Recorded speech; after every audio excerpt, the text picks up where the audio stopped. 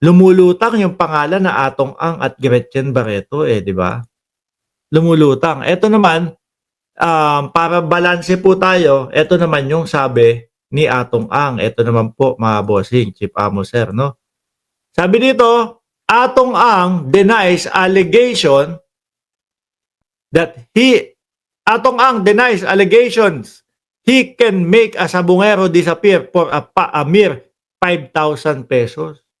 Biruin mo, 5,000 lang. Para, masasabi ko parang ang liit naman yata, 5,000. Knowing Atong Ang, talagang malaki din po ang kaperahan niyan. Tapos ganun lang ang ibabayad para lang mag-disappear yung mga sabungero. Sabi dito, online isabong, no? Licensee Charlie Atong Ang denied allegation that he could make a sabungero disappear for 5,000 for game fixing. O yun, yung nanyonyope kung tawagin doon sa loob ng sabungan. Ang made the denial before the Senate Public Order and Dangerous Drugs Committee chaired by Senator Bato de la Rosa. Baka kaya nagagalit si Gretchen, ano? Statement from a witness, Alvin Indoy, Tanay, Rizal, etc. with missing 34 cockfight aficionados, Santa Cruz, Laguna. Oh. Boss A, ito. Physically held by Dondon, a person close to Ang, for suspicion of game fixing, and Don said he heard Dondon. Boss A. Kung sinabing Boss A, mga bossing, ang unang papasok sa isip mo, si Atong Ang, no? Pero ang sabi niya ho dito, dinideny niya na kaya niyang gawin na mag-disappear yung mga sabungero sa halagang 5,000 piso kada ulo. Malamang, syempre, kapag nalaman ng mga kakatay yan, sino ba nagpapagawa nito? Si Boss A yan, si Atong Ang, o kung ano man. Syempre, ano yun, 5,000 lang, mapapaganon ho yun. Di ba? Sabi ni Harley Quinn, tsaka napakababaw ng ginawa para ipadukot at ipapatay ni Atong Ang. Hindi siya ganun tao. Malamang ni Kuto na yan, nila Bato. Pero ang tinuturo nga nila ni Atong Ang ho, mga bossing, yung si Bong Pineda, si Tebes nandoon. Ang sabi naman ni Tebes, mga kababayan, kaibigan ko si Atong Ang, hindi ko naman gagawin sa kanya yan. Mahaba-haba pa ho ito, no? Lagi po namin kayong i-update dito, mga kababayan, lalo na kapag nagkasisiran na po sa ilalim ng Taal Lake, mga bossing, i-update namin sa inyo 'yon. Kung talagang meron at nandoon yung mga tingnan niyo ho, mga bossing, makita pa ba 'yun? 4 na taon na baka ubos na nga ho 'yun, no? Posible siguro ang naiisip ko na lang po kung sakali na meron talaga doon o doon talaga inilaglag, ang makikita na lang doon yung mga buhangin na nakasako sa ilalim ng dagat baka yung sako na yun luray-luray na din ho. Di po ba? Maghulog ka ng nakasakong buhangin tapos nakatali tao, syempre yung tao uunti-unti na po ng mga isda yun, mga kababayan. Uunti-untiin na po ng mga isda yun.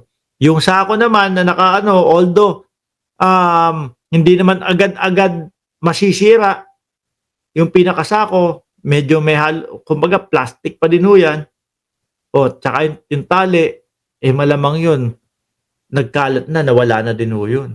Yung tambak naman, kung yung pinagtanggalan naman, yung buhangin na nandoon, malamang kakalat na din ho yun sa galaw ng tubig.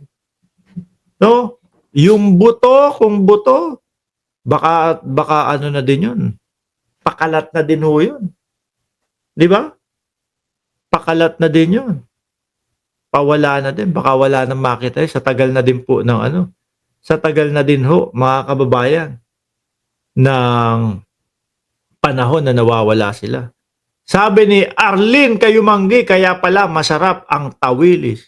Hindi ako ho, mga bossing, alam nyo kung ano ang paborito ko na isda? Ano po? Tilapia. Tilapia. Tapos tinatanong ko pa yan. Boss, anong tilapia to? Kasi ho, alam ko kapag ka tilapia ho, pag itim ho, tilapiang Batangas yan, mga kababayan. 'Di ba? Yung kulay itim, malinamnam po yun. Matamis-tamis. Oh, ngayon, wag muna. Ano? Wag muna. Oh, hindi kapag ka tilapia, ayokong bumibili nung mapusyaw eh. At talagang ang binibili ko, tinatanong ko pa, tilapia galing Batangas. 'Di ba? Matamis ho yan. Pero ngayon, saka na lang muna, mga kababayan. 'Di ba? Sabi ni Buna Gan, wala ng kredibilidad ang Senado ngayon. Naging basahan na lang. Dapat dyan, i-demolish na lang. Sayang ang pera ng taong bayan. Kayo po, mga kababayan, ano ang masasabi ninyo dito? Ano po? Sabi ni Atong Ang, sinisira lang siya ng mga kalaban niya sa negosyo. At nabanggit yung mga pangalan na Bong Pineda, si Tebes at iba pang mga kapulisan. No? Dinenay din po ni Atong Ang na hindi niya gagawin na 5,000 lang. Sa halagang 5,000 magdi-disappear yung mga sabungero. Ako, kung iisipin mo, Atong Ang yan eh. 5,000 lang ang paga o 5,000 lang ang bawat ulo. Parang ako lang ho, nahihirapan akong imaginein. Pero uulitin ko ho, lagi po namin kayong i-update dito sa mga sabongeros na ito. Muli po mga kababayan, mga Boss Chief Amoser, ako magpapaalam na po. Maraming salamat and God bless po sa ating